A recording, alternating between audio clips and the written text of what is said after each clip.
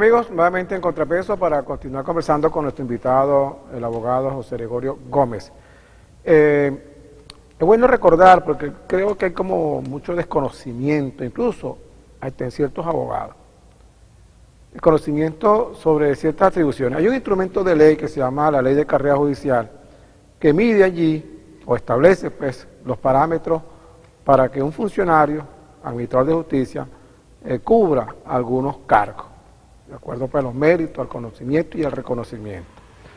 Esa misma ley aplica, en cierto modo, para los magistrados del Tribunal Supremo de Justicia, solo de que hay algunas atribuciones que recoge la Constitución Bolivariana de Venezuela. Por ejemplo, en el caso muy particular de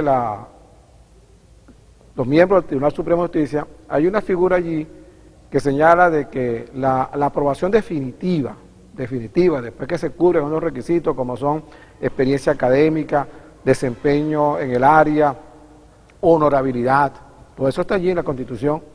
Luego se pasa a lo que tiene que ver con la aprobación de esta designación de estas personas que serían parte del Tribunal Supremo de Justicia. Esa aprobación pasa por la sociedad venezolana. Y la sociedad es un conjunto plural, múltiple. La sociedad venezolana no es la Asamblea Nacional. La Asamblea Nacional es un órgano, una parte de la Asamblea, de lo que es la sociedad. Sin embargo, este tribunal que está allí, aprobado de una manera irregular, está cumpliendo o está cumpliendo funciones que no le corresponden.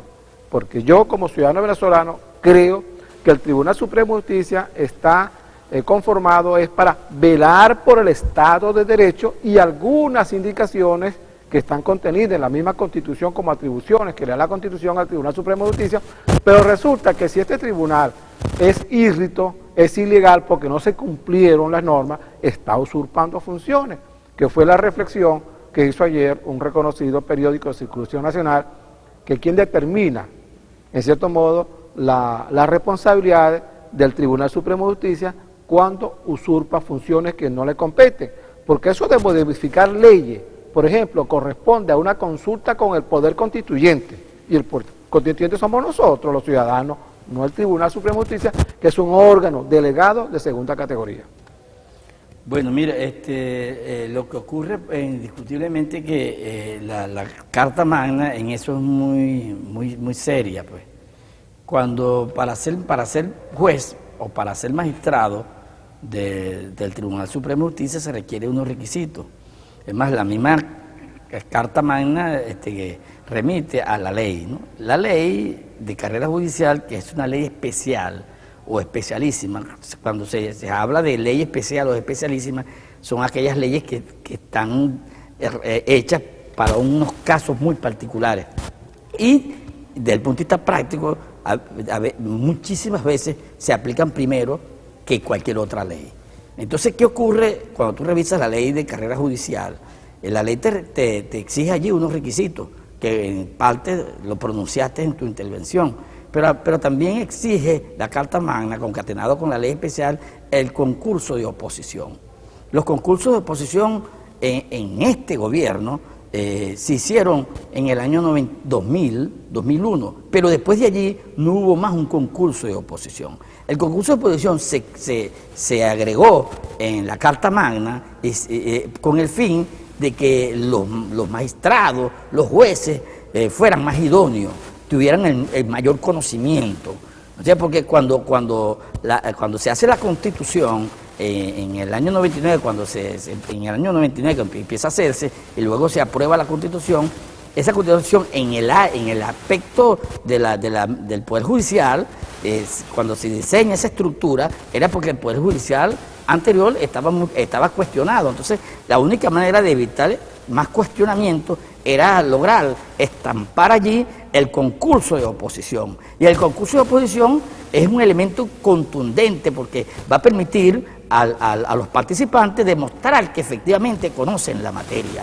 Entonces, claro, pero cuando eso sucede, ese funcionario que es elegido a través de ese concurso de oposición, tiene un carácter de más independencia, porque no está señalado, no fue indicado con el dedo, no fue seleccionado con el dedo del gobierno, fue seleccionado a través de un concurso de oposición, que es un concurso según la ley, abierto, público, para que todo el mundo, los que puedan ir, puedan ver a las personas que están participando en el concurso. Entonces, en el concurso, esa parte del concurso fue prácticamente, dejó de aplicarse. Entonces, el gobierno, de manera indebida, violando flagrantemente lo establecido en la Carta Magna y en la Ley de Carrera Judicial, empezó a nombrar los jueces a dedo, ¿me entiendes? Entonces, esos jueces que fueron ocupando cargos, muchos sin conocimiento, muchos fueron a aprender en el Poder Judicial, porque aprender en el Poder Judicial es muy riesgoso, porque tú estás tratando con la libertad de las personas, estás tratando con el dinero de las personas, y esas son cosas de alto riesgo. Tú no puedes ir a aprender en el área penal, tú no puedes ir a aprender en el área civil, en el área laboral. Tienes que haber tenido experiencia y estudios suficientes para administrar la justicia. Entonces, el gobierno en ese aspecto le puso la mano al Poder Judicial y empezó a nombrar los jueces de manera muy alegre, muchísimo sin llenar los requisitos, y esto ha originado este grave caos que hoy vivimos, este caos en el Poder Judicial, que tú ves que los jueces no se atreven a decidir de modus propio si no lo llama alguien. Los jueces poco deciden ajustado a derecho, porque está el poder político detrás de él. Entonces, esas cosas que son evidentes, que uno no es que la está inventando, son evidentes, tú lo ves todos los días. Tú ves como el presidente de la República o el anterior presidente, Chávez, hacía señalamiento contra alguien, inmediatamente los poderes abrían un procedimiento y enjuiciaban a esa persona. Entonces, esas son las cosas que tenemos que evitar, porque cuando el poder está así manipulado y controlado por otro poder, entonces estamos en presencia no de una democracia, sino de una dictadura. Porque ¿qué es la dictadura? La dictadura es que el dictador tiene el control absoluto de los demás poderes. Y pareciera que lo que estamos viviendo aquí es algo muy parecido a una dictadura, disfrazada de democracia, porque se lleva a votación. Pero en la práctica, en el hecho, tú observas que los poderes no están separados. El equilibrio de poderes. ¿Por qué se habla de equilibrio de poderes? Porque todos están en la misma altura. Ese es el equilibrio de poderes. Y el hilo constitucional es lo que une un poder con el otro. Entonces, si un poder empieza a controlar los demás poderes, entonces no hay equilibrio, se convierte en una pirámide. ¿Me entiendes? Entonces, eso es lo que está pasando aquí. El poder ejecutivo está arriba y los demás poderes están abajo. Entonces, el poder ejecutivo, que lo representa el presidente de la República, tiene un control absoluto de los demás poderes. Y es evidente, tú ves como el poder electoral no quiere hacer revocatorio. Tú ves como el Poder Judicial enjuicia y le apertura procedimientos a todo el mundo. Tú ves que el Poder Ciudadano no apertura averiguaciones para determinar nada. Tú ves que la Fiscalía y el Ministerio Público no apertura averiguaciones, por ejemplo, con el caso de que era ministro Navarro, que denunció en la Asamblea Nacional que se extraviaron 300.000 millones de dólares y nadie se pronuncia sobre eso. Entonces, estamos en presencia de una situación realmente muy difícil para la sana paz del país. Mire, el Estado de Derecho, cuando estamos en un Estado de Derecho y el Estado de Derecho funciona, eso origina paz. La paz social ese es el fin que se persigue cuando estamos en presencia de un Estado de Derecho que funcione, donde funcionan las instituciones, es la paz social. Y la paz social en el país en este momento no existe. Tú ves que el país está congestionado, hay mucho conflicto, hay falta de agua, falta de electricidad, la inseguridad nos lleva a monte a todo el mundo. O sea, la situación del país se le ha ido de las manos al gobierno, porque el gobierno se dedicó más a hacer política que a desarrollar el país. Bien, esta situación de conflicto que vivimos y que acaba de expresar muy bien nuestro invitado de hoy, José Gregorio Gómez, ha permitido que el sabio pensar del constituyente haya introducido la figura del referendo revocatorio, que es una salida de paz en darnos el gobierno que legítimamente nos corresponde. ¿Tú crees que el revocatorio se dé y resuelva un poco esta situación? Mire, el revocatorio es una alternativa que aparece en la Carta Magna que los ciudadanos, que le permite a los ciudadanos, en cualquier, cumplido los requisitos, solicitar que un mandatario revocarlo, pues. Entonces, y ante la crisis que vive el país, yo creo que es muy necesario que el presidente Maduro permita, pues, porque hay que decirle que permita, porque eso no, digo permita porque él tiene el control sobre el poder electoral, permita el revocatorio para que la paz social renazca en el país. Es necesario la paz social, y la paz social va a renacer cuando el Estado de Derecho se restablezca. Entonces, el revocatorio podría, y no tengo dudas, pues, de que el revocatorio va a abrir el camino hacia la paz social. Porque el revocatorio en estos momentos va a dar al traste con la figura del presidente. Y al presidente ser revocado, se convocan nuevas elecciones y llegará un nuevo presidente. Un presidente con una visión distinta al presidente actual. Y esa visión distinta, estoy convencido de que va a permitir, pues, de que la paz social renazca. La paz social es el elemento esencial de todo Estado de Derecho, de todo país. Aquí, si no logramos la paz social, estamos en alto riesgo, como estamos viviendo en este momento. ¿Tú sientes que el venezolano y la sociedad venezolana en general hayan aprendido, valorado la democracia como el sistema de la igualdad y de la ley? Yo pienso que sí. Y prueba evidente es que la gente, cuando tú andas en la calle, la gente te lo dice. Gente de cualquier nivel, de niveles intelectuales, no bajos, medianos, altos. En todas esas estructuras de los niveles, tú observas que la gente está clara que es necesario resolver la situación política que estamos viviendo. La situación política es extremadamente grave y peligrosa. Lo que ocurrió en la OEA no es una cuestión simple. Lo que ocurrió en la OEA es que ya la vida del país salió hacia el exterior.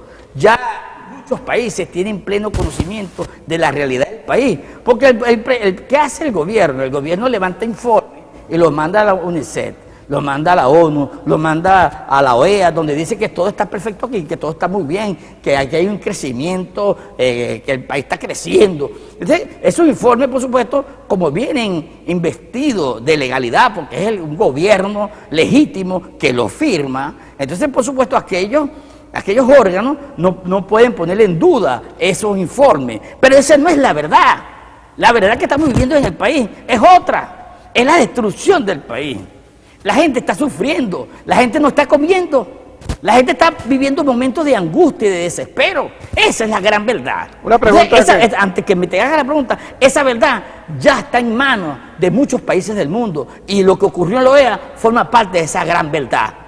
Bien, la prensa nacional, y por eso que se ha tomado un poco el derecho de propiedad de algunos medios de comunicación, un poco para tapar, evitar que ciertas informaciones sean públicas y notorias. El caso de Oliver Sánchez, un niño de apenas 9 años, que salió con una pancarta pidiendo medicamentos para su salud y que no fue atendido a tiempo porque el gobierno no permitió que entraran los medicamentos, murió de cáncer. Un niño. La Constitución establece que los niños son con derechos de prioridad absoluta, que los derechos están por encima de los valores de la Constitución bolivariana de Venezuela. ¿Se pudiera considerar, en tu conocimiento como abogado, un delito de lesa humanidad la muerte de este niño? Mire, los delitos de lesa humanidad son aquellos delitos que se producen cuando alguien que tiene responsabilidad de Estado, generalmente de Estado, abandona su responsabilidad y el país cae en caos. Lo que estamos viviendo en este momento, hay un caos en la salud, hay un caos en la electricidad, hay un caos en la seguridad.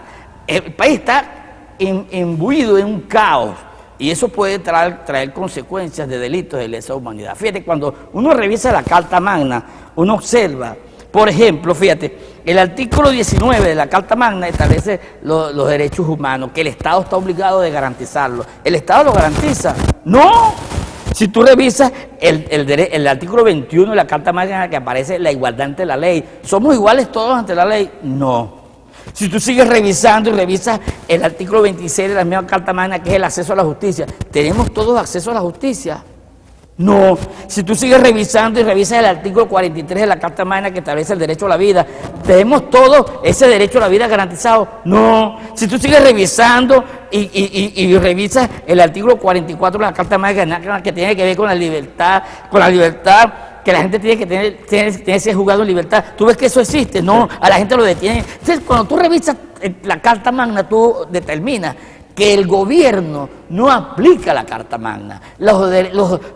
Sus obligaciones que están estampadas de manera muy evidente allí, tú ves que eso no funciona, por eso tenemos este caos. El día que el gobierno acate lo que dice la Carta Magna, saldremos de este caos. Vamos a compromiso nuevamente, amigos televidentes, y ya volvemos.